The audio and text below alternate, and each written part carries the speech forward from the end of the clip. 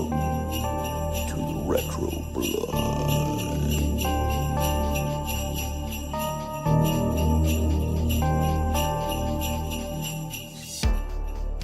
Welcome back, everybody, to the Retro Blood as we continue this month-long holiday discussion of bad kids and even badder toys.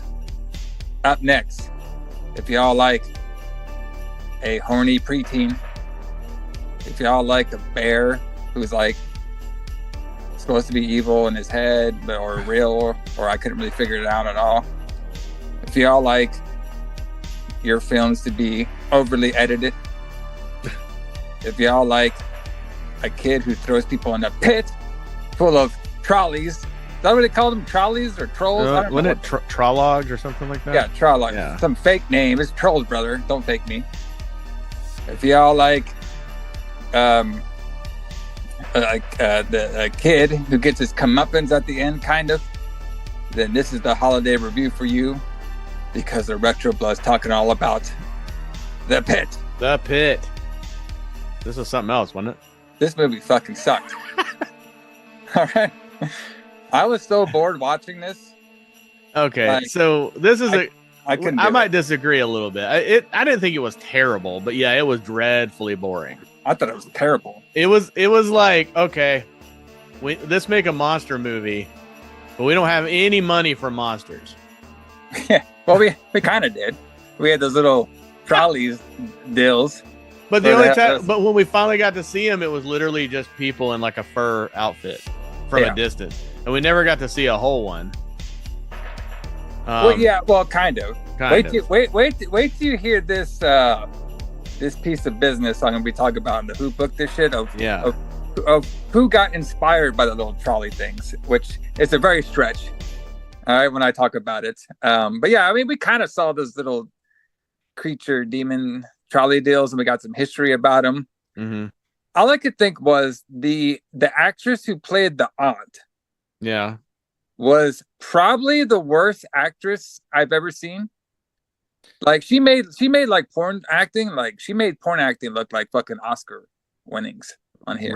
Right. She was horrendous. But I did like it when our boy, what's his name, Jamie. I did like it when he tricked her to taking her top off. That was cool. That was cool. Yeah. Horny little boy over there, brother. He's definitely on the naughty list, I would say. Oh, for sure. Yeah. So, but everybody, thanks for joining us. We're deep into the holiday horror reviews.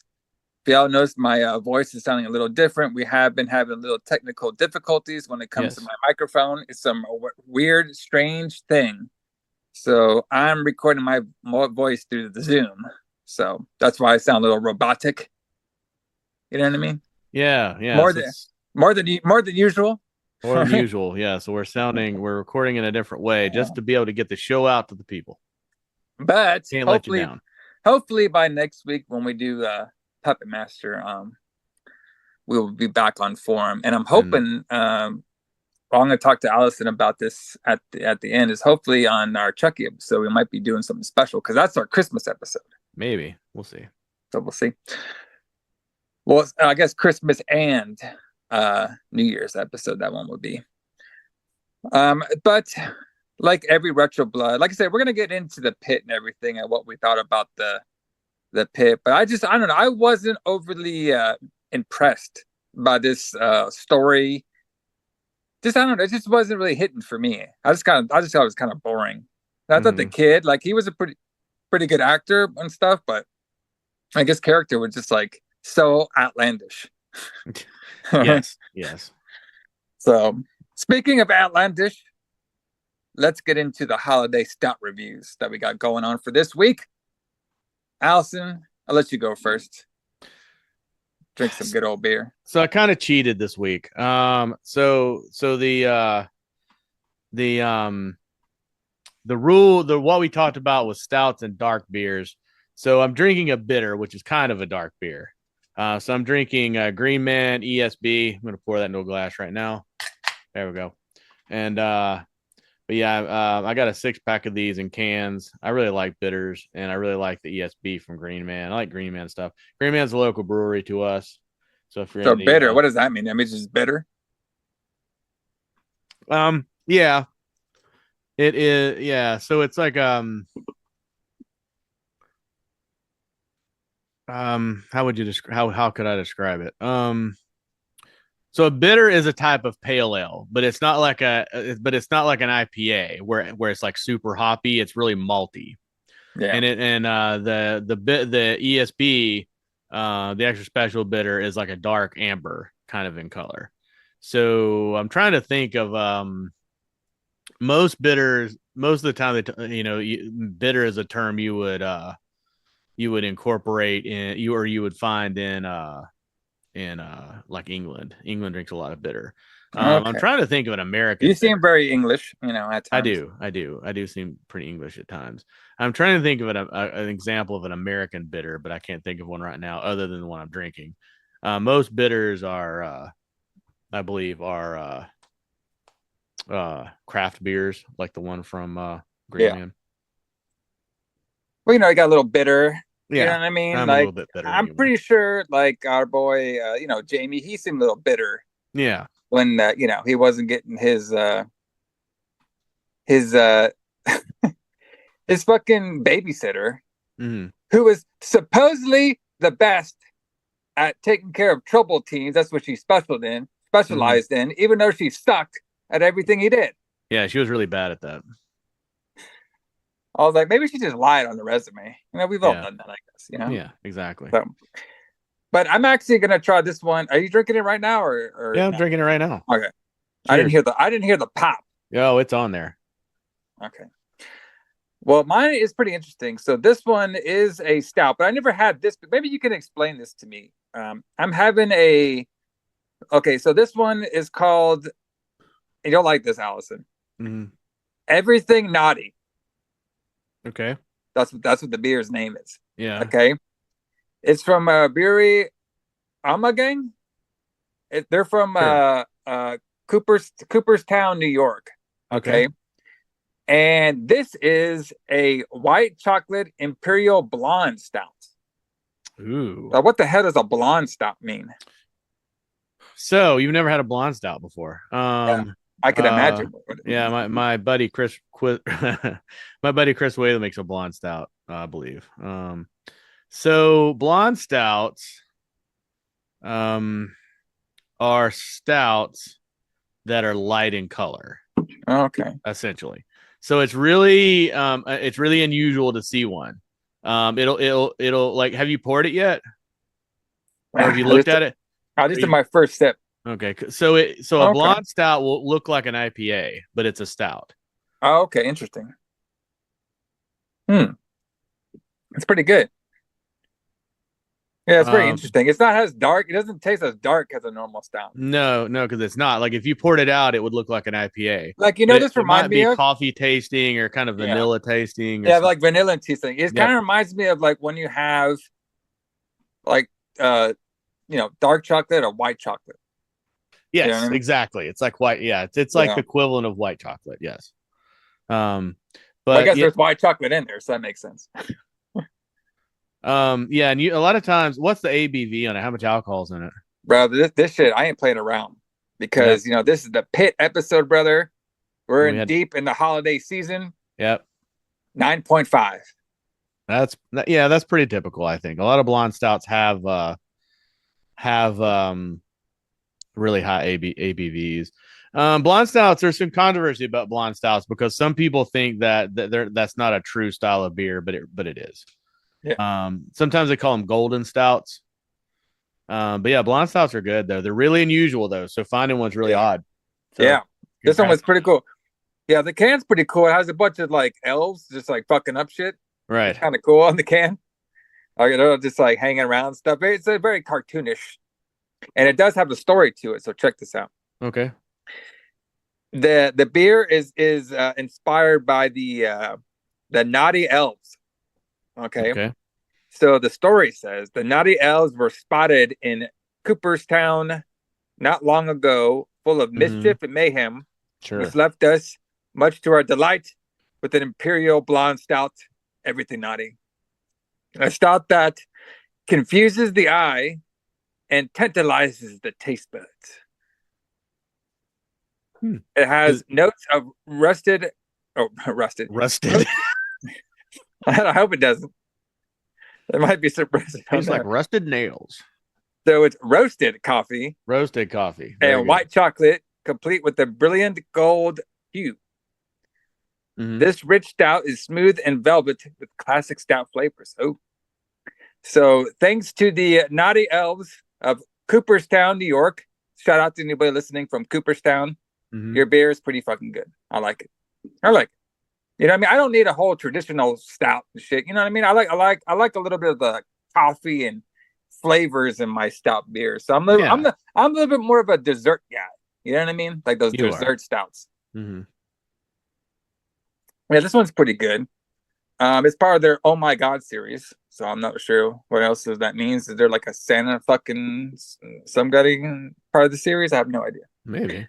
But yeah, pretty good out there. So everybody, Cooperstown, check it out. It's called Everything Naughty. If y'all into stouts and want to try something a little different than your normal stout, check out a blonde stout. You know what I mean? It's kind of like, you're at the bar. You know what I mean? Sometimes you just got to go for the blondes. Absolutely. Got to go for the blondes sometimes. Speaking of going for the blondes, let's get into our history segment. Yeah. Where we talk about what is going on in the world of the pro wrestling and the metal music surrounding the movie's release date. The reason we do this because we're like naughty elves. We're like naughty elves ourselves. There, we are very nutty. You know what I mean? Naughty. I don't just Well, you could be a little nutty, I guess. But. I am.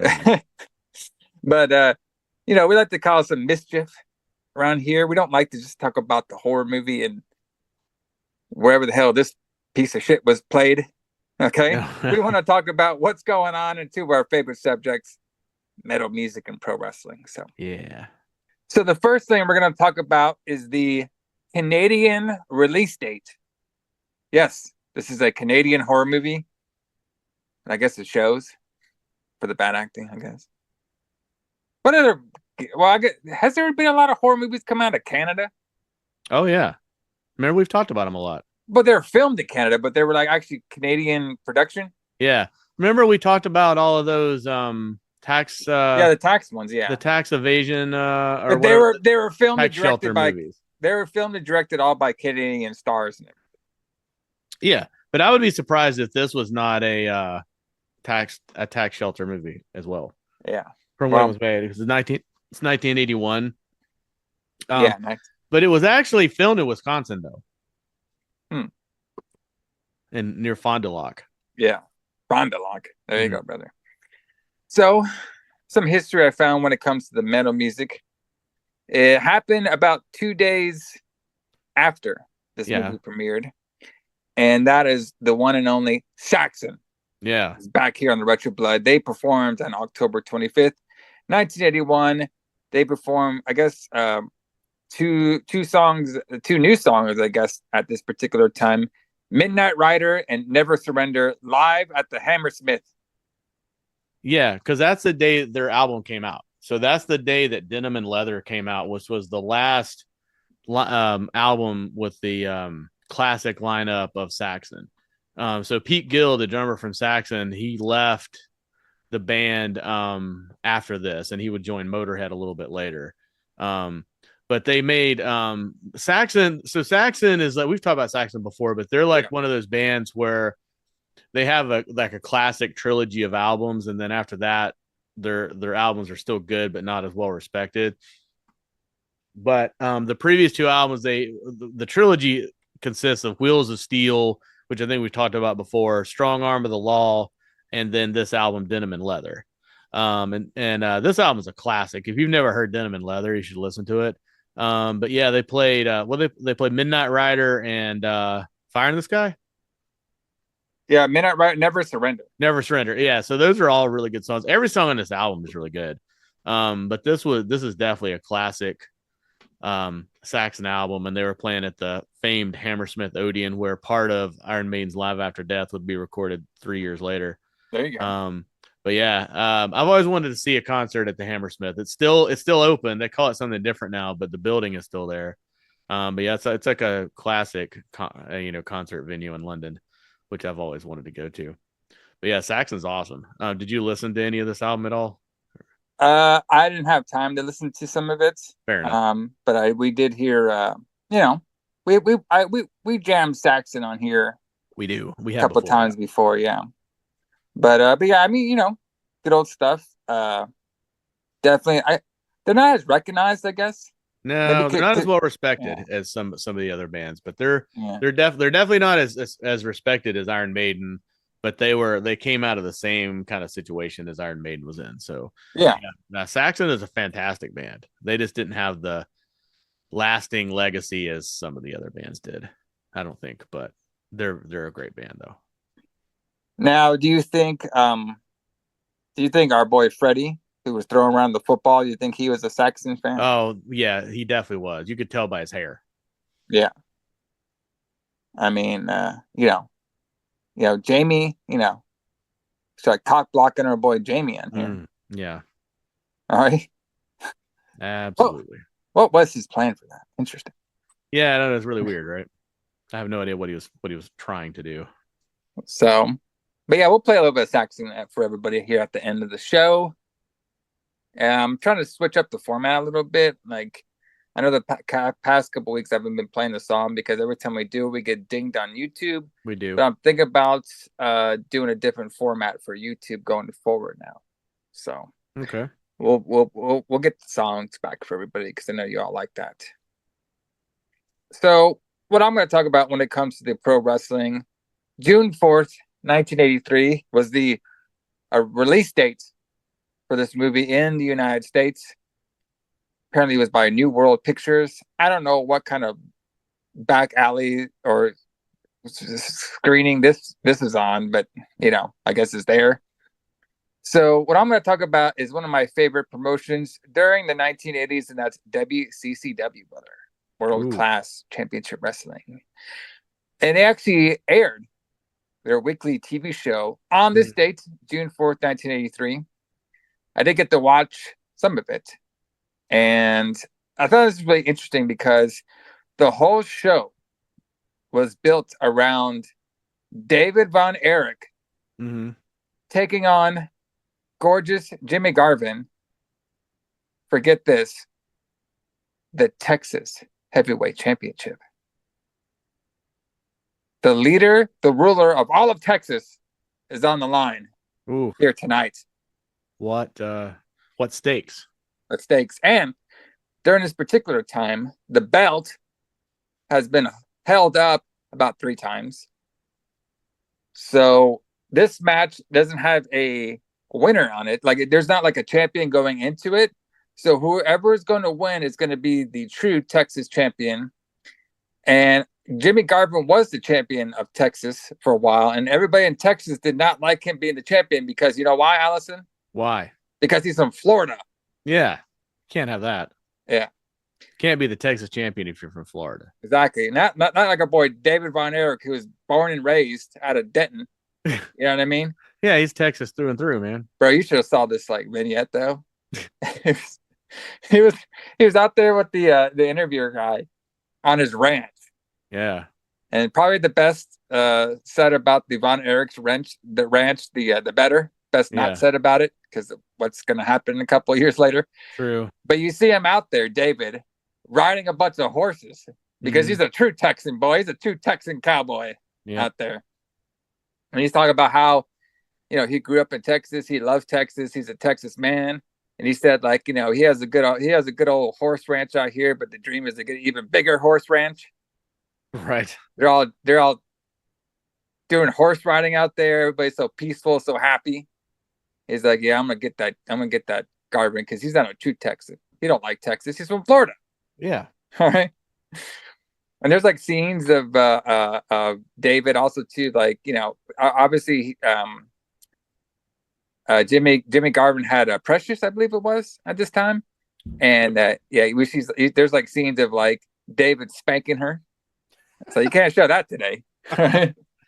No, you can't do that since the 90s. Yeah.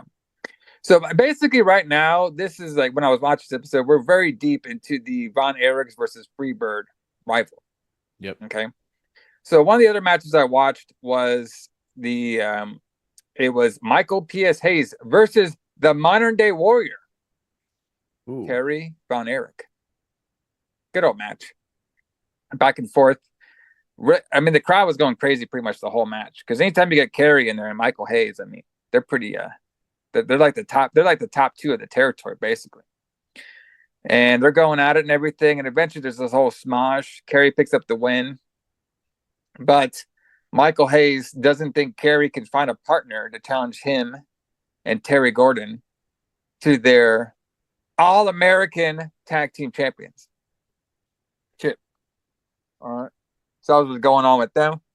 And of course, in our main event, we had David Von Erich versus Gorgeous Jimmy for the Texas Heavyweight Championship.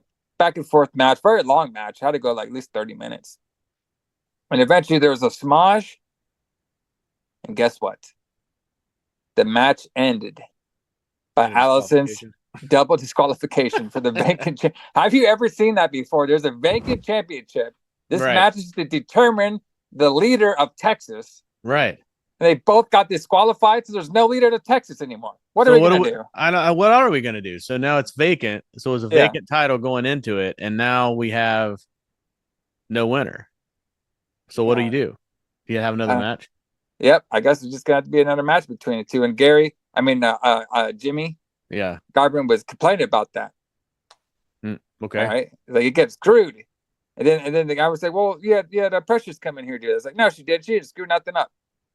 So we still got to wait to see who's going to eventually be our Texas heavyweight champion. Pretty crazy stuff. Good show, though. I like it. Wow. Yeah. WCCW is always good stuff. Yeah. There's some fun stuff. There's later on, it gets a little wacky, but they always have pretty good storylines. Very realistic characters on there. Very similar to how Crockett does their wrestling. Yeah. But, a lot of people went through the territory of WCCW. It's pretty impressive. Oh, yeah. Like everybody big from the 80s and the 70s went through there for sure. Yeah. Speaking of, not too impressive, but let's get on to some of the movie stuff over here. Yeah. Tell me who booked this shit. Who booked this shit, brother? Godly. I can't believe it. Like, I was like semi looking forward to doing this movie because it sounded pretty cool. Like if you read it, but I don't know. It's just fucking boring. All right. So this was written by Ian A. Stewart. So we have another fucking Stewart of this month doing a movie. All right. We had Stuart Gordon. Now we have Ian Stewart. Yep, Ian Stewart. Yeah. Okay, Ian Stewart. Sorry. And it was directed by Lou Leithman. Okay, Lou Leithman. And it doesn't really say what else they did, so I'm just gonna leave that part alone. Yeah. But I will tell you about some of the stuff that they had different ideas on certain things.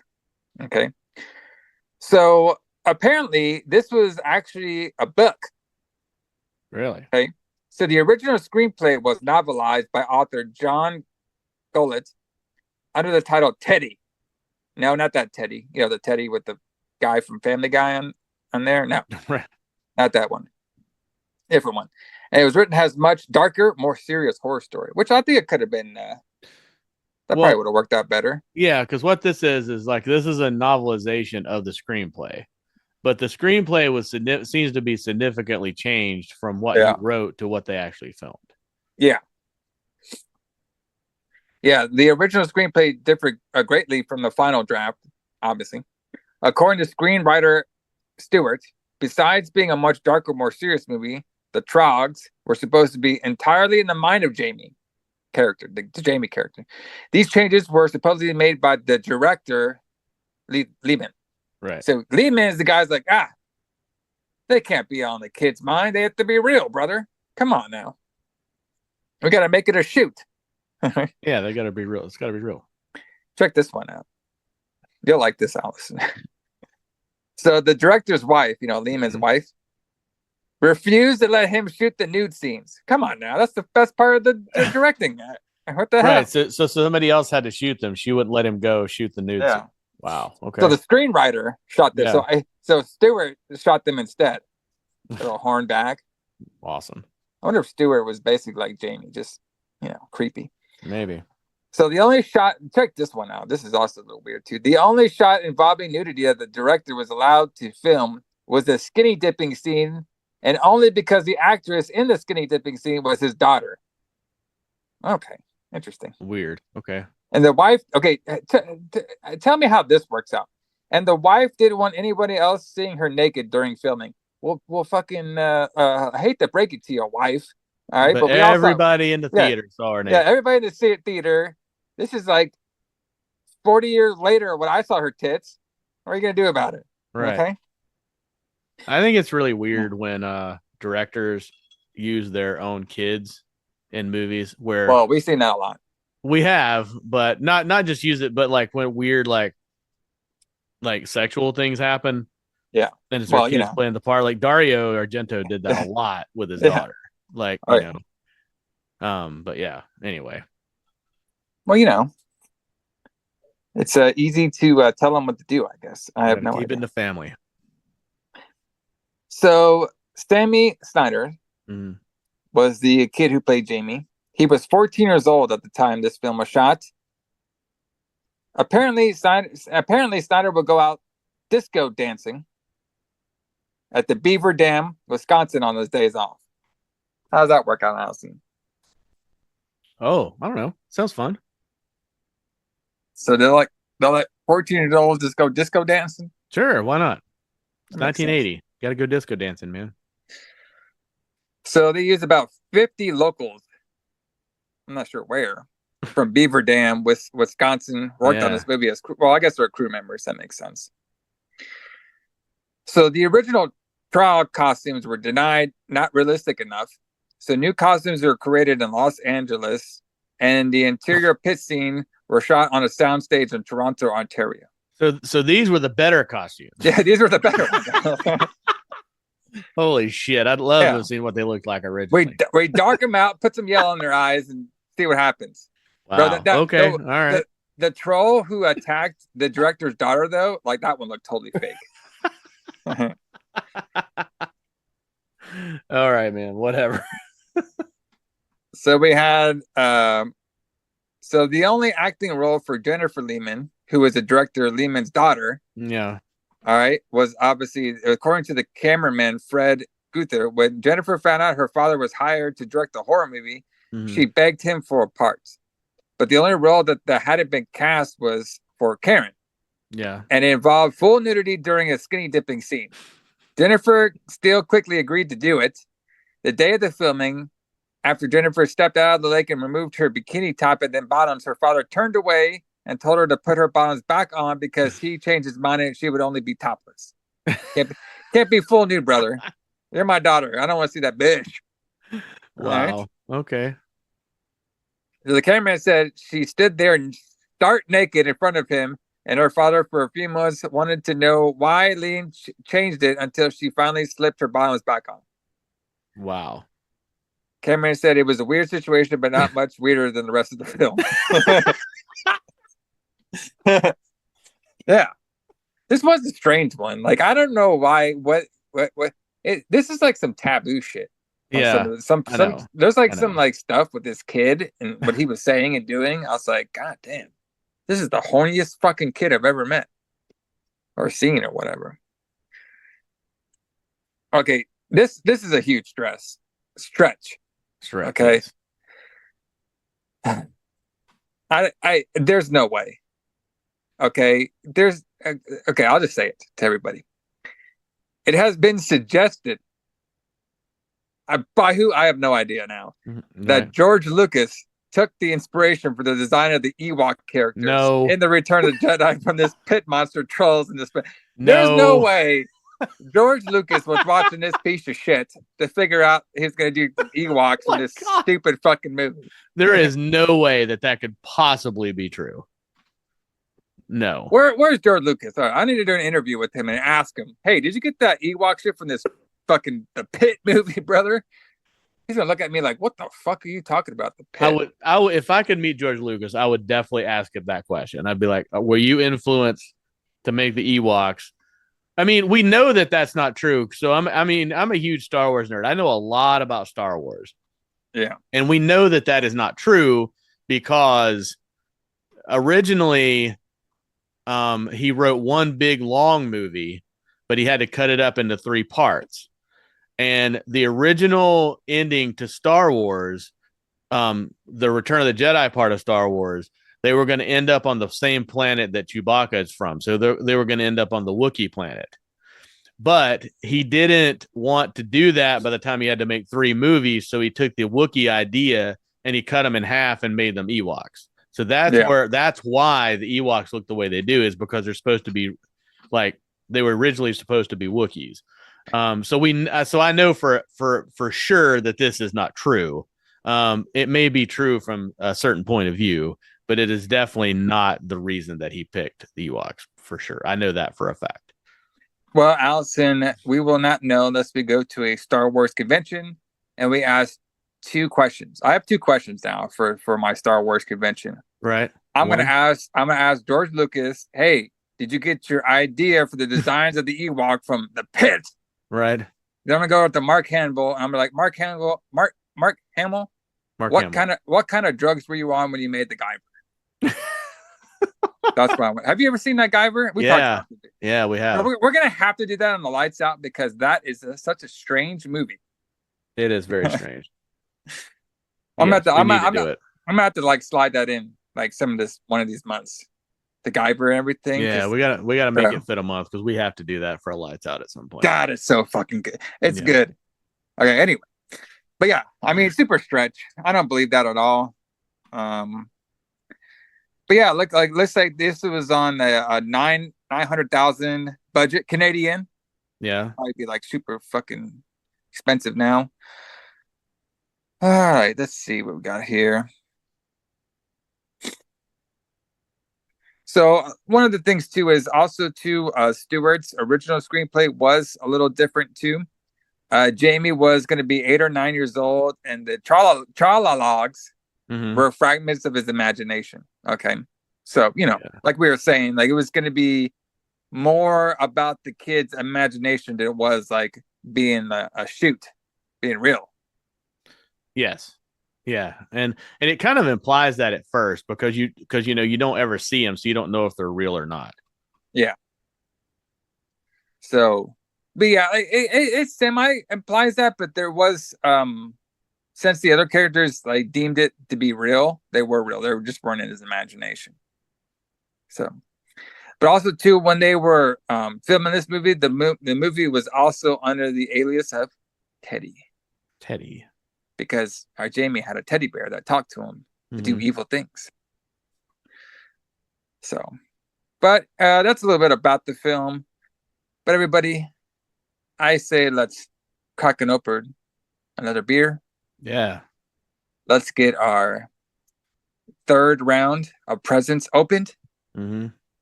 Because the Retro Blood is about to review The Pit. Ooh.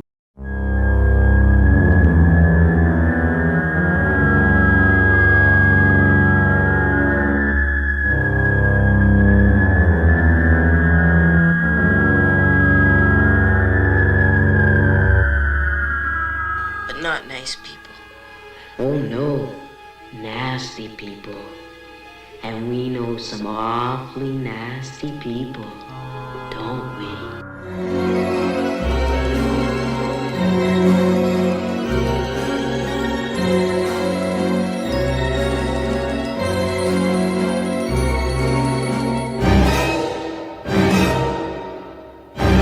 We all have to go sometime.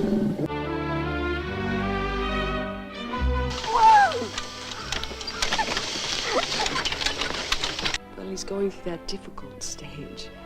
Girls.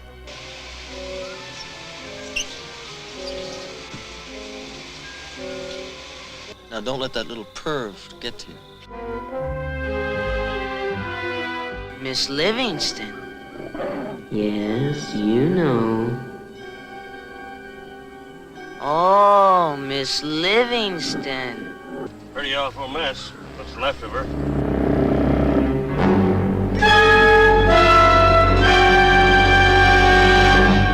I know where there's a huge hole in the ground. And at the bottom of the hole, down in the dark, there's some things. No one else in the whole world knows about them but you. She's pretty. Really pretty. Well then, she's just what we've been waiting for, isn't she?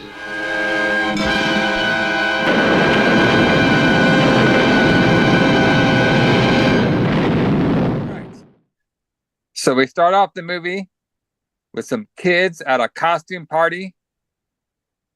Well, there's like these are like the cheapest costumes I've ever seen. Like this is like dollar store shit right here. Okay. And it's like one's a ninja, one's a ghost. Yep. So Jamie goes up to this older kid. He wants to like hang out, but then he just gets punched in the face. All right. And then he takes the kid who punched him in the face from a flashback, wants to take the kid who's dressed up like a pirate, and he wants to show him something special. We see a bunch of kids eating stuff, and then Jamie takes this kid out into the woods. The girl who the pirate kid was next to, her name is Christine, and she's scared. All right, and the pirate said, "You better not be doing any of those cheap tricks over here." Mm-hmm. All right, he's like, "It's not a cheap trick. I got some jewels over there. If you look over there in that spot over there, there's some jewels worth millions of dollars." Wow. I was like, "What the hell are we watching right now? God damn it!" All right, and then like I don't know what it was, but like did you notice like the film was just shot like the editing was really weird? Like it had like this filter on it.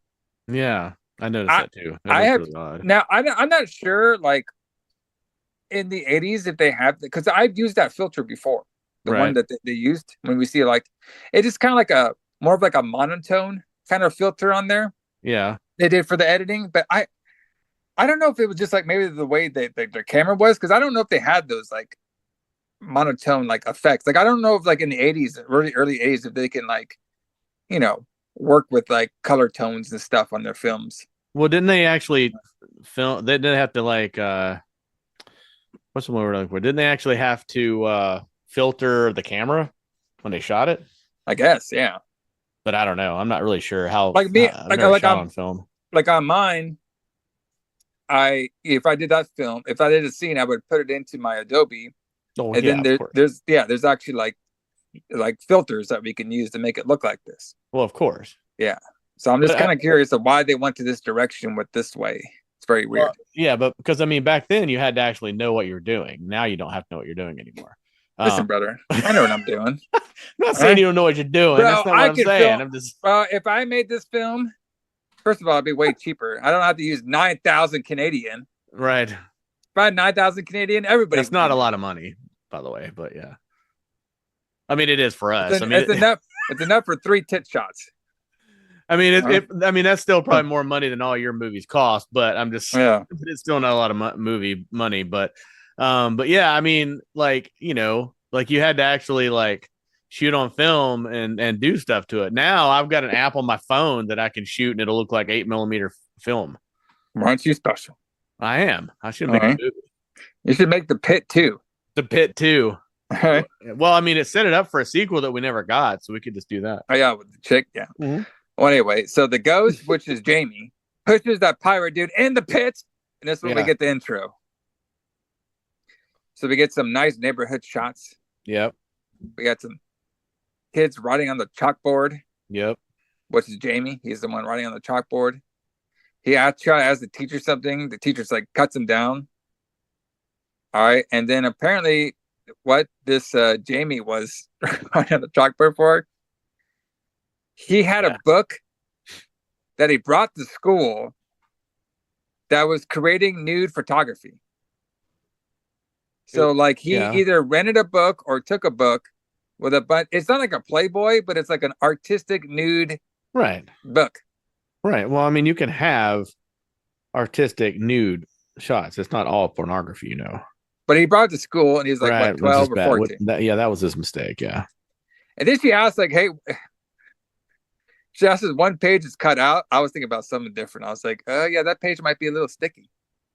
That's why we cut it out, brother. Okay. Gross. So one page, it's like, did you do this? He's like, no, that's how it was. The page is already cut out. So then he tells Jamie to go home. Mary is the teacher. All right. So she goes all the way to the bookstore and she gives the nude book back and said one page is messed up. They start acting weird. The book lady sees a photo that's ripped up. Jamie gets so like basically the teacher like knows Jamie is like a little weird, and she's basically talking. And then like now the book teacher, the book library person knows the that librarian, the librarian, whatever the hell it is, brother. Book teacher. I'm drinking a 9.5 naughty elf. What do you expect? All right. That's one of my favorite parts of the show. The book teacher. Yeah. So what did the book teacher tell him? Well, I couldn't tell if she was a teacher or like a librarian. She was somebody. Whatever it was bad acting. So don't blame me. Okay, fine. All right. So Jamie's there. He gets caught in a bunch of leaves for some reason. So now Jamie's mom is in therapy. And she blames Jamie being weird because she's too motherly. Oh boy. Oh boy. So we see Jamie getting punched again by that guy from the beginning of the film. This is like actually when it happened. Yeah. It's like the same scene. So the mom's saying Jamie is going through difficult stages. He has no girlfriends. He has no friends. No. Oh boy, we all been there. Yep. Except for me. I've always been cool. No, we've always been cool. Now the girl is now there's like the neighbor girl. Okay. And Jamie tries to like ride her bike out of nowhere and she's like pissed off at him. All right. And then the mom keeps saying, like, yeah, he just trouble, you know, he has trouble getting to know people. Okay. So now I thought it was a therapist at the beginning, but it's actually like the babysitter. Right. Lindsay or whatever. She said, and I quote, I specialize and I'm good at troubled kids. Remember that, everybody. Remember that, please. Okay. That's important. Then we got this old lady. She's mad at Jamie too. All right. The mom said that Jamie has got made up friends. You know, you don't got real friends. You guys like, you know, imaginary friends. Yep. Dad walks in. He talks about Jamie's problems too to the babysitter. I'm like, maybe you guys should have went to a counselor. Like, you're talking all this stuff to the babysitter. Yeah, I mean, maybe. Sometimes counseling is better. Well, maybe. Okay, well, the only thing I could think of, and I just thought about this now after drinking my beer, maybe the babysitter was also a counselor as well. Oh, maybe. And if that is so, then she really sucked at her job. Okay? And we'll figure out why. So the dad can't understand why Jamie has all his problems. He thinks that he doesn't live in the real world. He just lives in his head. And that's definitely a dad thing to say. Yes. All right. So now the dad said, yeah, even one time he was swinging outside in nothing but a Superman cape on. This confused me so much because he's like, okay, because he's swinging outside. Yeah. He says he's swinging outside wearing nothing but a Superman cape playing Tarzan. Yeah. So I was totally confused as to why Tarzan would be wearing a Superman cape. But you know, our boy Jamie, not only does he let it go full Monty, but he likes to play Tarzan while doing it. You know, just got some fetishes. It's okay. We all do. So now Jamie's playing with the frog. They all eat dinner. We have close up of people eating for some reason, which I have no idea why we even add that in. Okay. And then Jamie, this is when we figure out that he's horny because he dropped something and he's trying to look up the babysitter / therapy girl's dress. Mm-hmm. Right. So now the parents leave Jamie with the therapy / babysitter girl. All right. Jamie asked if she has a boyfriend. She said yes. Okay, that's like the first thing he asked. I was like, He play our boy. I'll give him that though. Jamie, he don't play around. He just gets straight to the point. Yeah, you got to, man. You can't wait around. It's one thing I've learned. Yeah. Sometimes you just got to go up in there and see what happens. You know what I mean? Just like when I drink this beer, just got to drink it all and see what happens. Let's see what happens. So he tells her about the school board, and she asks, like, okay, well, why'd you have to write on the school board? He didn't want to say the real reason. So he says, well, I cracked my knuckles. That's why I got to write on the school board. Okay. Right. And then he asks, how old's your boyfriend? And then the babysitter's like, well, he's not a real boyfriend. He's just a friend. Ooh, I was like, oh, okay. Friend with benefits? Yeah, buddy, that's the way to go. That's the way to go. So Jamie gets mad about not getting the knife that fell. So there's a knife that fell, and Jamie was mad about not picking it up. And now he's going to go talk to Teddy. And the babysitter's like, who the hell's Teddy? He's like, well, Teddy is kind of a friend. All right. And then now Jamie goes talk to Teddy. And Jamie says to Teddy, hey, she's very pretty. And he tells Teddy that she's not like the others. Because remember, there's also something too, like we find out that Jamie has been through a bunch of babysitter / therapy people. Because he's a weird kid.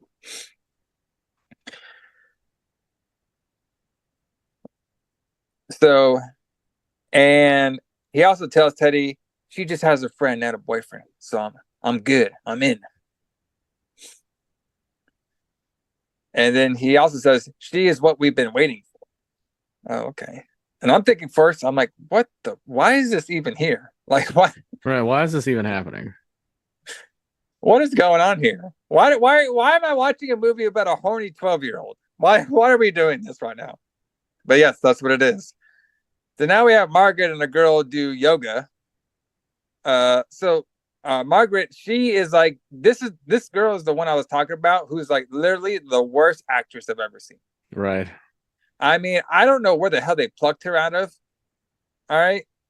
I thought it was maybe just to show their tits off later, but we only saw her for like a second. But God, at least she was fucking horrible. She was like the aunt to the girl. The little girl with the bike, she's like the aunt.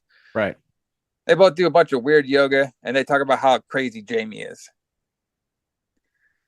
And Margaret's like, well, he's not crazy. He's just stressing. Oh. She says, and then the other girl's like, well, all boys stressing?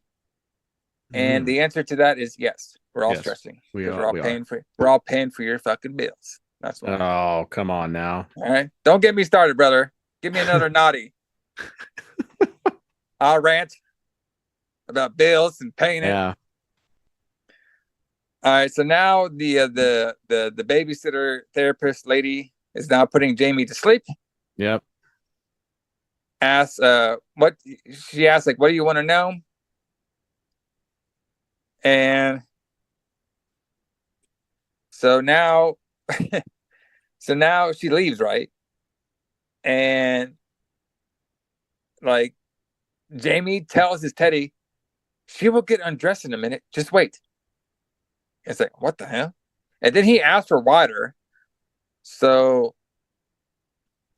and then the girl in her sleeping outfit gives him water, and he stares at her tits. And then the phone rings.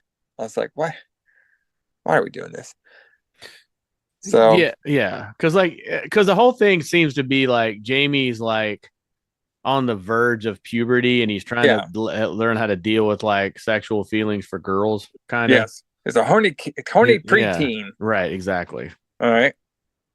Who doesn't have any friends? Everybody makes fun of him. He is a teddy bear that he talks to, which is, I get the building blocks, but the way the movie goes here in a second just doesn't kind of make a lot of sense. I agree. So Alan calls. That's the friend with benefit dude. He calls about her coming to the game. Yeah. Right? Okay. So I was like, okay, going to the game. Says the lady says, yeah, this kid has a weird mind. I was like, well, fuck, no shit. The mom and dad just explained to you that the kid was fucking weird. Right. Stupid fucking God. Where did this girl come from? And then I don't know if this was the thing in 1981 or whatever, but the guy was like, yeah, how's my voice? And the girl's like, yeah, you got a sexy voice.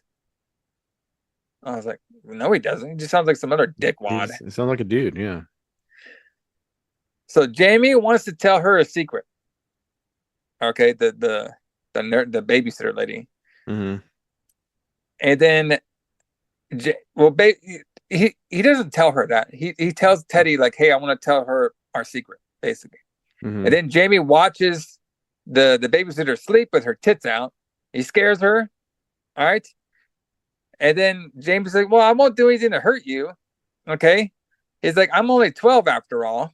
Yeah. Okay. Come on. I can't do anything. I'm only 12. Yeah. And then he's like, hey, once you make me the breakfast, I'm going to tell you a secret. Sure. And then Jamie says a little bit, says he has lots of people coming in and out, and he's had people cook for him before. Because remember, he has a lot of therapists or babysitter therapists before. Mm-hmm. Okay. And now he tells her, hey, there's a big hole in the ground. It's hilarious. It's just fucking right. There's a big hole in the ground. Right here, I was just like, God damn, what? How? Okay, I don't know if you. Okay, I'm gonna be honest with you, everybody, because I'm drinking a 9% right here. Yep. Y'all ever like watch a movie on like streaming and shit? You're just like, oh, fuck, and then you like pause it just to see how much is left. Oh yeah, I do that frequently, and I did it in this movie several times. Like, how much of this shit do I have left? And you're like, oh, and then you're like, you're just like thinking like, oh fuck, and then the back of your head's like, this is my idea to do this fucking film. Yeah, God, well, right. Well, I mean, I was like, sometimes, like, especially like sometimes during this movie, like I had stopped it and I started thinking, like, why did I start doing the show? Yeah. Like, but somebody else has got to do it. We watched this movie, so you don't have to, bro. There is. You cannot tell me there is any huge fans of The Pit. If there is, like, I don't want to know. hear from There's. I want to know why these people like this movie. I mean, I didn't hate it. It's not terrible, but I mean, I see what you're saying, though. I was on the verge of hating it. Besides one scene, we'll get to pretty soon. Okay. Yeah. All right. So now he talks about the pit. Now yeah, he's like, yeah, there's like this hole that has some trolls with some yellow eyes in there. Mm-hmm.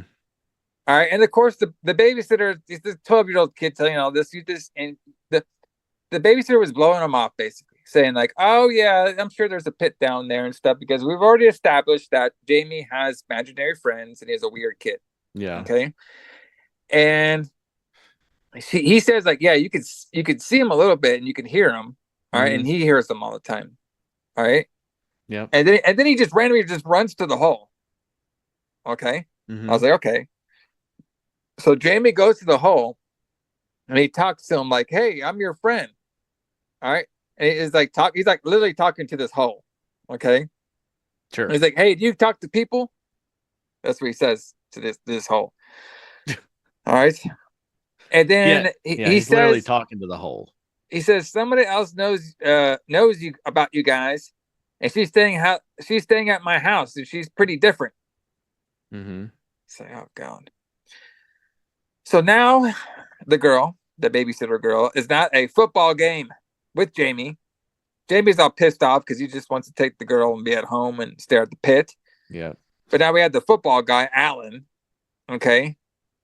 Drives Jamie and the babysitter out. Jamie's pissed off. Gets on out of there. Gets out of the car all pissed off. All right. Dropped him off at the house, and Jamie starts making out with Alan. And Jamie's pissed. He's like, that's my woman. And then now the babysitter's asking, hey, Jamie, well, why are you crying? All right. And, he's like asking why he's crying and everything is obviously is because of, he likes her. Yeah. So now we have the babysitter girl. Okay. Yeah. Check this one out. She goes to the bookstore to get a book on a troubled teen. Well, I'm sorry. I thought you were good at troubled kids. Why the hell you need a book about it? Oh, she just needs to look it up. She's not, she doesn't know everything. But the guy's not even that bad. He has a crush on you. Okay, you should have just told his ass, yeah, I have a long storied relationship with this Alan dude, and I'm not interested in 12-year-old boys. So go whack off somewhere else. Exactly. God, But wait. she didn't. But she didn't. But she didn't do that. She's flirting with them all the time with their tits hanging out, brother. All right. So now we have the librarian, supposedly Sandra or whatever. She says like, oh, she basically hasn't seen her around anywhere. She's like, yeah, I'm new around here and stuff. I'm babysitting this person at this street. Oh, and then they eventually realize that she's babysitting Jamie, and then the bookstore tells him, oh yeah, that Jamie, he's a weird dude. No shit. So now the little girl apologizes to Jamie about the bike, but it was a fake. It was a ruse. Now she's teasing him about the bike, all right, making Jamie feel horrible. Margaret comes in. I like my notes. Margaret, horrible actress, says go away. She can't even do go away okay. Nope. That's just how bad she is. That's just fucking acting thing. All right. Acting. What is it, really? Yes. So now Jamie brings so now Jamie is runs away, goes inside. Okay. We have Sandra. Okay. Which I guess Sandra is the babysitter's name. That's how late in the movie we actually got her fucking name.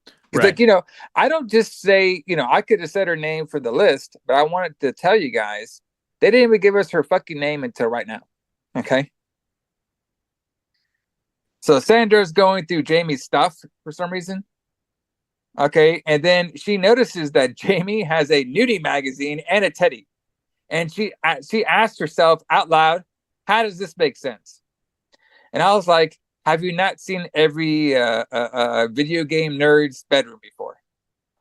Well, yeah, I mean, this is probably a little bit before that time, but yes, yes. That's like a 2020 2000 things trope, having a teddy bear and some nudie magazine. You were correct. Right back at you, brother. You were correct. Let me see, maybe laugh a little bit. But the teddy, everybody, it actually moves. But you know where that went? Nowhere. Nowhere at all. No. Yes. No, we never visit that again. That would have been awesome though. Yeah. So now Jamie looks at a snake. Sandra asks Jamie why he doesn't have any friends. What? You don't ask a troubled kid why you don't got no friends. Why don't you have any friends, man? What's wrong with you? Yeah, what's wrong with you? Turns out he's a creep. Was that in her book? Just the book told her just to ask. That's what the book was. Just ask him why he doesn't have any friends. Yeah, just ask him why you don't got no friends. Yeah. What's wrong with you, kid? Yeah. Why are you a loser? Why are you such a loser, kid? Go get friends. Go get rich, kid. Go get rich. Yeah. Why do you got a bunch of nudie magazines? Yeah. All right. Come on now. You wanking it off over there? All right. And he's like, oh, well, I got some friends. I have Teddy and the troll pit. All right. Weird. And then he gives us this like long speech about cave dwellers, men like ape, only in kids' fairy tales where this stuff happens. Like basically, Sandra's response is saying, only kids who have fairy tale dreams have teddies and pits and trolls. It's all in your brain. Mm-hmm. And then Jamie's like, no. There's actually a real hole in the ground shit. Okay, I swear. Yeah, I swear. It's true. So then she asks, okay, who's Teddy? All right. And he basically says, it's this teddy bear. She's like, okay, well, now it's time for bed and bath. Okay. And then our boy Jamie, even though he's a little creep and everything, he does a very sly move. He's like, hey, can you wash my back? Ooh. Oh, shit. The old wash my back maneuver. The old wash my back. You know what? It works sometimes. I think I might use that line sometime. You know what I mean? Yeah. Got Let me know how it works out. Probably like, get the fuck out of here. Get the fuck out of here. So, okay, this one gets a little dark. Okay. Oh yeah. Apparently, when you watch a man's back, shit gets dark. Mm-hmm. Okay. He says to Sandra, Jamie does, hey, would you miss my parents if they were like gone? It's like, what the fuck? Okay. She's like, yeah, I miss them because they're paying me, you little dweeb. Yeah, what a fucked up question to ask, but okay. And then he says and then he goes on saying like he loves an older woman, but the older woman, he doesn't know if they like him, the older woman back. He doesn't know if the older woman loves him back. Probably not because he's 12. Yeah. But whatever. So Sandra says, like, is this person me? He's like, yes. And then she's all like, well, that's lovely. But you won't remember me. All right. You could write to me. You could write to me afterwards. I'm just thinking, what are you doing? This is not how you take care of troubled kids. No, it is not. By having them officiate with definitely you. Not. Right. Like, you should have just shut it down. But like, no, I don't even know how old this girl was, like 20 or whatever. She's like, no, I'm 20, you're 12. It doesn't work out that way. I'm your babysitter therapist girl. You're not trying to, it's not going to happen. You can't even write to me, you little creep. Nope. But she says, yes, you can write to me afterwards or whatever.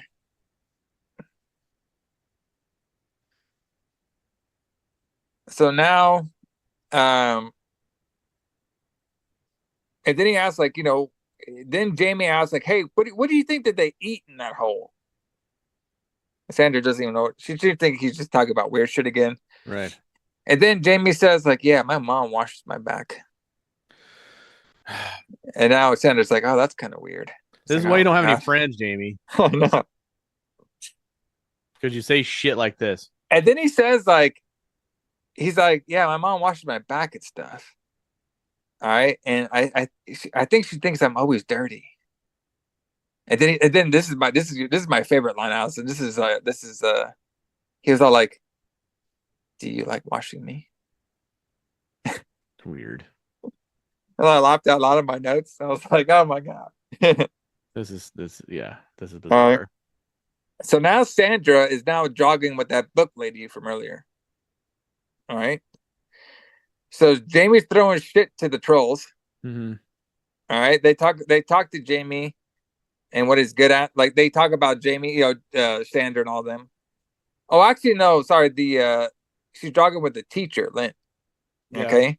And Lynn says, Jamie likes looks at books. Right. All right. He likes art, shit like that. Yeah. She said Jamie reads books outside of Jamie basically is trying to go get a book at this time because we have a bunch of cutscenes. And Jamie is now trying to rent a book about carnivals. Okay. And then when he does this, then he goes to the meat shop. Okay. And now he's trying to buy a bunch of meat. Okay. And the guy's like, well, I'm not going to sell you meat. You're a fucking kid. It's like, well, my mom needs it and stuff. All right. And he's like, well, what kind of meat do you need? He's like, oh, I'll just do a mixture of everything. And he says, it's for 5 people, so give me a lot. And then Jamie feeds the troll some meat. I mean, I also think it's weird that the store wouldn't sell meat to a kid. Well, it's just not like he's asking for, like, I don't know, alcohol or something. Like, it's just kid. It's meat. Well, maybe he thought it was weird.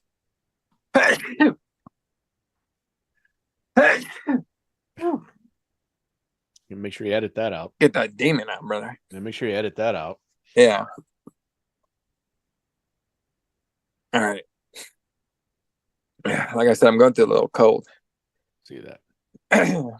So now Jamie is now watching Sandra in the shower. Little creep. Mm-hmm. Even though I can't blame him. Try to do the same thing. You do the same thing.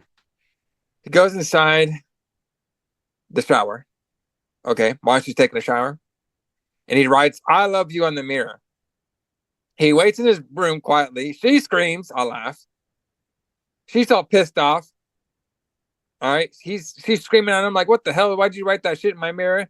He is all like, well, can I get a photograph before you leave? Weird. And then it's like, oh, she like storms out. And I'm thinking, like, woman, you knew this guy was troubled. Okay. Mm-hmm. Like, what did you think was going to happen? What did you think was going to happen? Exactly. So now Jamie goes through Sandra's things, goes through her purse, takes money out, and he goes buy some more meat with her money. Okay. But we know what he's going to do with it, though. Yes. And the meat guy was like, "Hey, what's this meat for?" I'm like, "Listen, motherfucker, if I want to buy 1,000 meats, how about you shut up and take the money? Okay? Why don't you just sell me my meat?" Yeah, we're selling my meat, asshole. All right. So now Jamie runs into Abby. All right. And so he runs into Abby. All right. She's a little bit of an asshole, and he runs off. And then he goes and feeds the meat, some more meat to the trolls. And Teddy asks, like, how much is left? He has 62 quarts. Okay. Weird. And good thing they can't get out. That's what he's saying, because they're going to be super hungry now.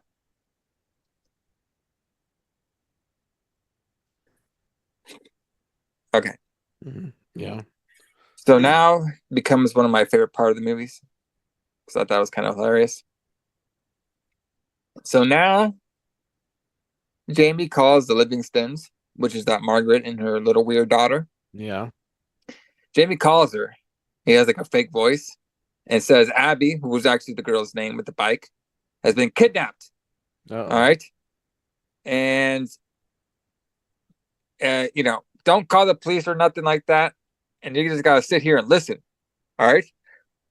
I see through the window, no police. And he's like, I need you to take your top off. And he makes her strip. All right. And right when she takes her top off, he takes a photograph of it. And then Abby walks in. Abby's like, what the hell? Why you got your shirt off? And then of course, Margaret's all pissed now, saying, what the hell?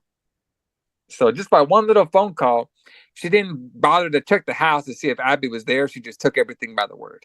Yeah, whatever. And the acting with this Margaret girl was the worst I've ever seen. But at least we got a tit shot very quickly. All right.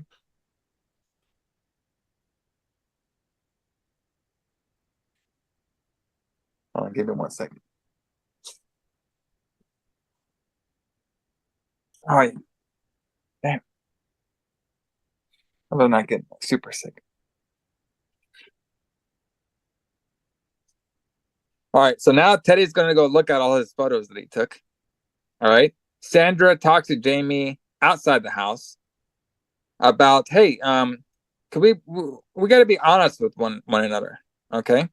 So she talks about her missing money, and then he tries to run away, but not too far at all. And she's always like, hey, just don't lie to me if you stole my money. Just tell me if you did or not. Mm-hmm. And then, of course, Jamie runs away fully this time away from Sandra. And then he runs so fast that Sandra loses him. And I'm just thinking again, God, this is like the worst person to work with trouble kids. She knew the kid was trouble. So she's just leaving money around and shit for him? I guess Whatever. so. Okay. So now Sandra wants Alan to talk to Jamie. Okay. About maybe her idea from her book was, okay, if I can't reach this Jamie kid, maybe I'll get a man to do it who likes football. That'll teach this kid how to be straightened up. All right. So yeah. Jamie, of course, is mad at it. He doesn't want to talk to this Alan guy at all because he wants the girl all to himself, which the girl fucking should have known if she was actually a therapist or not. Yes. So now Jamie steals meat this time, and he gets caught, and he still runs away. Now we see Jamie trying to pull a cow to the trolls. All right. So he talks to the cows about steaks and burgers and needs the cows to go down the hole. Okay. And now he's going for a chicken. Now we got comedy. Now we got comedy in this fucking movie. Oh, yeah. Hilarious. So Teddy's idea to defeat the trolls is nasty people. So Teddy the bear, he's like, okay, well, if you have any nasty people in your life, the people are meat, just throw them down the damn hole. So the first victim that Jamie goes to is Abby. Okay. Tries to be her friend a little bit. Says he knows the bike path that nobody can ride on, not even a girl. So he, gets her going. They go right down the path knocks her off her bike. All right, takes her down to this forest part, and then he eventually has her chases her, and then she eventually falls into the pit. So their first victim in the pit is Abby. All right.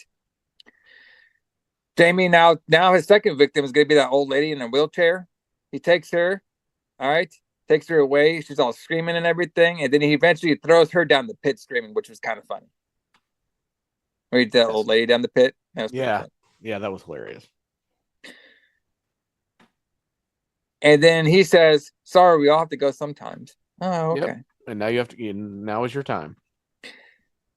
This one was actually pretty clever too. So he's actually hanging out with Alan. Mm-hmm. Okay. Yep. By the pit area playing catch. And he eventually goes to the forest. And I was like, "Hey, we can't go to this forest. I can't throw you the pass in here." It's like, "Well, I know this other area that's open." So now he tries to throw the ball to Alan. Alan catches the ball and he falls in the pit and he gets eaten. So there goes Alan. So now we're getting all the pit people in here now. So after Jamie takes care of all the victims, he can't think of anybody else. And Tay's like, "Well, I know two people." All right, so we get the whole opening scene again. The kids at the party and everything. Yeah. Of Jamie, and that little girl, Christine, and everything. Yeah, now we know where that came from. Yeah, now we know where it came from now. Chases the girl, says like it was funny. Christine's the girl chasing her to the pit, and she passes out. All right, he says, "Say sorry, you're pretty and everything, but but not inside because of laughing." Okay. He says like you're pretty and everything, but it's not nice when you laugh at people. Okay, so they he pulls the pirate and Christina in the pit at the same time, takes her skirt and puts her skirt in the pit, and then he runs away. Yep. So he's taking care of we get like a shit ton of victims all at this like part right over here. So now Jamie wakes up to his teddy. Sandra talks to this guy, Stash. That's what the guy's name was, Stash. Stash. Yeah. All right. About Alan.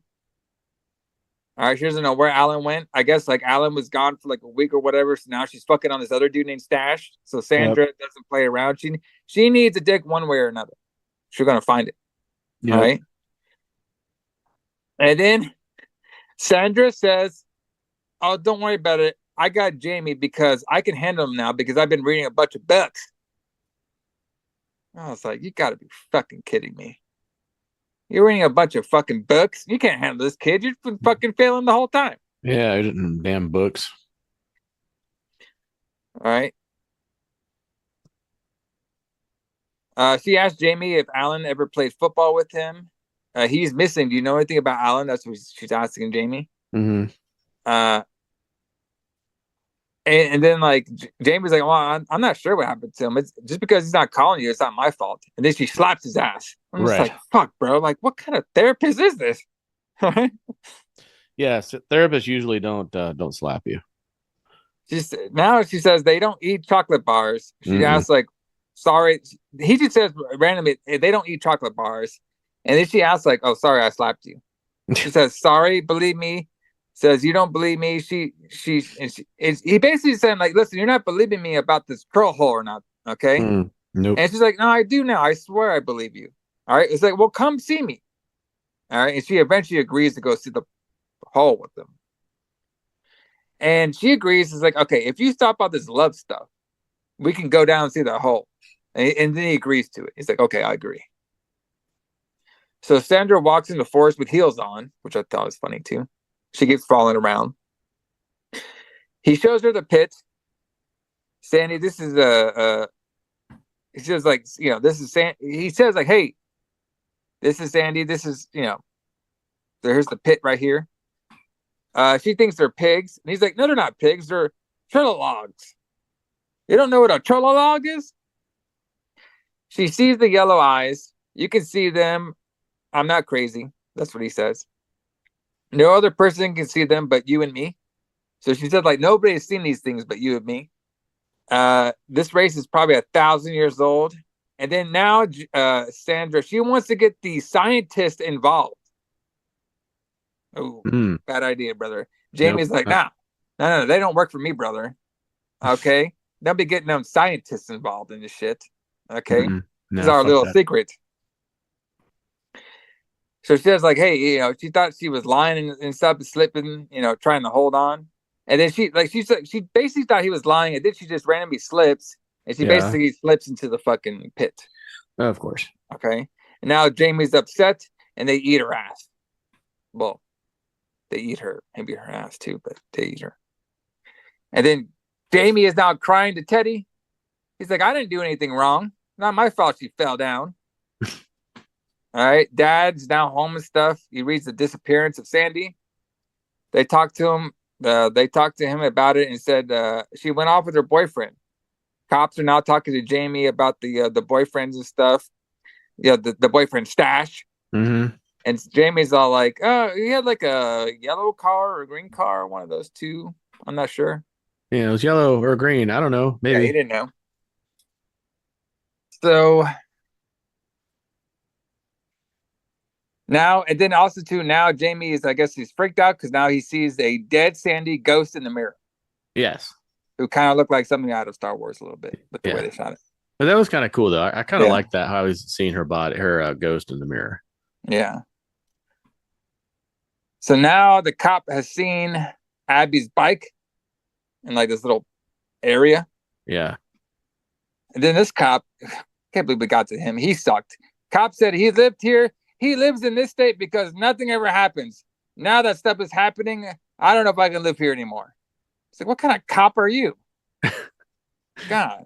We never had any problems before, but now we do, and I have to move because I'm a cop and I can't deal with this stuff. Yeah. I can't hear because there's nothing going on here. Exactly. I mean, he literally says that. This is a small town. It's like, brother, have you not watched 80s horror movies? Everything bad happens in a small town. Yep. Okay. Every one of these movies that we've talked about lately have all these terrible cops in them. I know. What is with that with all these fucking movies? God, like, you know what it was? It's because we fucking did Night of the Creeps, and I had like the best cop. Yep. No, nobody's gonna stand up to Tommy. Nobody's gonna stand. Nobody. All right. So now they're saying, okay, we found that stash dude. Okay, so now we're gonna go talk to him now. Okay. And I guess they found some evidence in Stash car, and the cop's like, well, 2 + 2 = 4. I'm saying, oh, yeah. Here we go. I guess they found some evidence in his car. How can anyone be missing in this town? He's like, 2 + 2 = 4. How can anybody be missing in this town? Exactly. How could it possibly? Yeah, how could it happen? Jamie goes to the pit.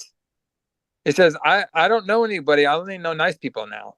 Mm-hmm. I say, I can't feed you anymore. And then he leaves a rope to get them like to come out now. Right. Ghost Sandra appears like Star Wars. That's what I put in my notes. You know what you done. You know. Who is your father? You know what you done. Maybe this is where George Lucas got the holograms stuff from Star Wars from right here, brother, the pit. All right. And then, of course, the Trolls cart coming up. So now Teddy, he's back. He said, she's not there. It's not your fault. She fell on her own. Don't worry about it, kid. And he cries more to the Teddy. Cop thinks Stash. Now this other cop, that's not the sheriff, thinks that Stash didn't do it. All right. Sheriff's like, people are dead. They just disappeared. Yeah. Yeah. Everything's fine. Yeah. Yeah. People don't die, brother. They just disappear. Okay. So now the Trolls are walking around Upground. All right. We have these cops looking through the forest and stuff. Bentley. That's the other cop. We have Sheriff. We have Bentley. And they find a dead person. Okay. And that's basically what Bentley says. Like, oh, they found like a dead person in the trees. Well, we don't know this person. Or just a random person. Is this the am I getting this confused with another scene? But this is the scene where he calls on the radio about the body. Yeah, that's it. Yeah, and he's like, yeah, I found another missing person. Well, he's not really so much missing as he's dead. Yes, exactly. Fantastic. Fantastic. Yeah, I like this Bentley guy. Yeah. He tells it like it is. All right. So now we have two teenagers swimming. One of them is the director's daughter. There's a troll in the water. All right. And they the guy, they're swimming and everything. They say they hear noise around, or they hear some noises, but they're like, oh, we don't hear anything around. The guy gets out of the water, right? And the director's daughter, Karen or whatever, she asks, like, hey, how about we do some skinny dipping? And a line that you would never hear at all in any 80s horror movies except for this one, the guy's like, I'm too tired. You gotta be fucking kidding me. Right. We did not review all 8 of the Friday the 13th movies for nothing. No. Because every scene there was people skinny dipping and the guys weren't tired. They were but then in this fucking movie, this guy's tired. Mm-hmm. Get out of here, you asshole.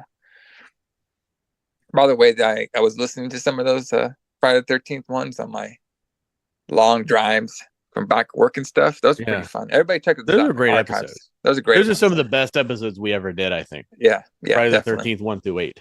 Yes. Check them out in the archives. Good old stuff there. We'll have some fun stuff coming next year too. So the girl gets out of the water, hits out. This is when her dad was able to film this part. And then she randomly just gets grabbed by a troll, but the guy, like, in the fucking troll costume, like, it's just basically the guy in like a furry costume. Right. Okay. And it was Karen. So the guy looks for the dude. The guy was too tired to go skinny dipping with this girl. Said no 1980s dude ever. He goes and looks for her, and then the troll eventually gets him. And they put him in the cave, and they start eating their asses. Well, you know, not eating their asses, but you get what I mean. Yes. Sheriff tells the town folks, just shoot the damn. Just shoot him. I'm sorry. This sheriff is just like the most useless sheriff. One of the more. I don't know if he's as useless as the sheriff and the children, but he's up there. This guy is. So the sheriff just takes a bunch of townspeople saying, "Hey, there's like these creatures killing people out there. If you see anything, then shoot them. Damn things." So they go look. This whole mob of townspeople just go looking for these things. The trolls are around the forest. Yep. The trolls all go back to the pit.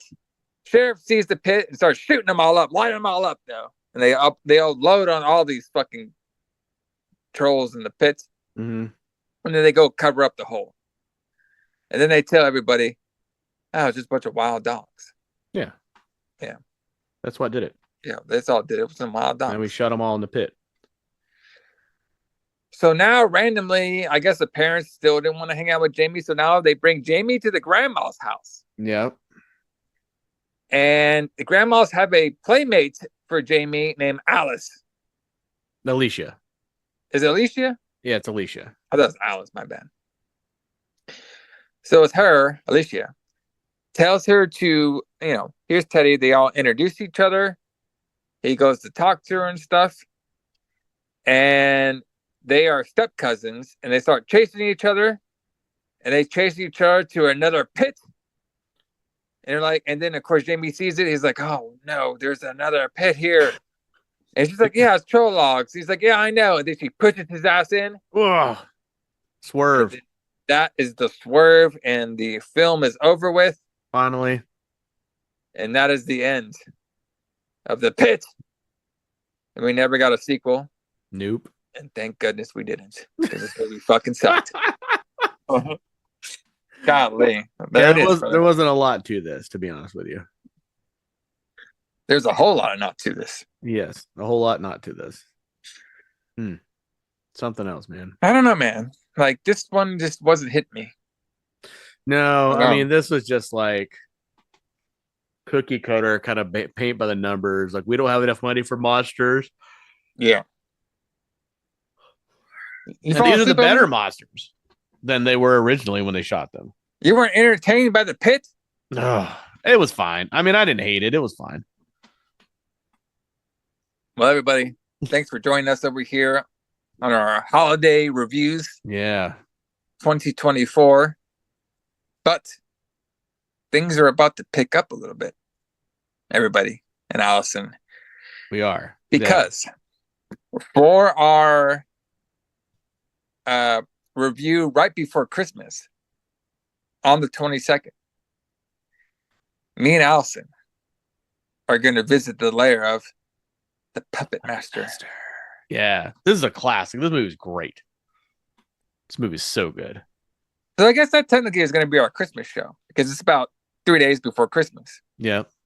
And then our New Year's show / second Christmas show is going to be Chucky. Chucky, Child's The Play. original- It's not called Chucky. It's called That's Child's true. Play. Chucky Everybody is calls the- it Chucky, but it's Child's Play.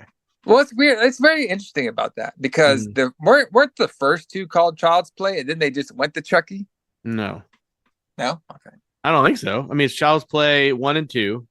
Mm-hmm. And then what's the third one called? That was just Chucky. Remember like the Bride of Chucky or whatever? Oh, maybe you're right, actually. Yeah. But Well, by that point, yeah. But by that point, he'd already turned into like a cartoon character. Yeah. Then they got the whole they had the whole Chucky series on USA. Yeah, but by I haven't then, seen it yeah. yet. No, so Child's Play 2, Child's Play 3, Bride of Chucky, Seed of Chucky, Curse of There you Chucky, go. and Cult of Chucky. Okay. So Child's So Play after 1 and no- 2 are both pretty good. Yeah. Yeah. So I mean, I'm pretty excited because you know these are two movies, The Puppet Master and Child's Play, Mm-hmm. that basically spawned a series, like a whole trilogy. You know, like not even a trilogy. I mean, like a whole a whole collection of different Absolutely. movies and Yeah. stuff. So it's very cool to see like the origins of these two big mega franchises. Yes, So, it is cool. but everybody, join us here next time. Hopefully, our audios will be all good to go for Hopefully. next week. Once I do some more digging on how to fix my end. But Austin, what Saxon song are we gonna get on out of here with? Oh man.